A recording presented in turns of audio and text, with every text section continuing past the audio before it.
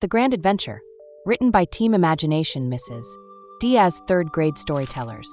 The Princess and the Dragon. In a beautiful castle on a hill, Princess Sophia lived with her father, the king, and her loyal dog Guardian. One dark night, an evil witch flew over the castle and took Princess Sophia away. The king, the dragon, and Guardian the dog made a brave plan to rescue Princess Sophia from the witch's tower. The dragon would fly the king and Guardian to the witch's tower. Guardian would sneak inside, while the king and the dragon distracted the witch. While the dragon roared and the king shouted, Guardian snuck into the tower and followed the sound of Princess Sophia's voice. Inside the tower, Guardian found Princess Sophia locked in a room.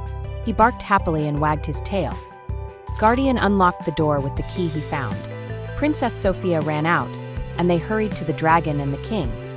Sophia, the king, Guardian, and the dragon flew into the sky together.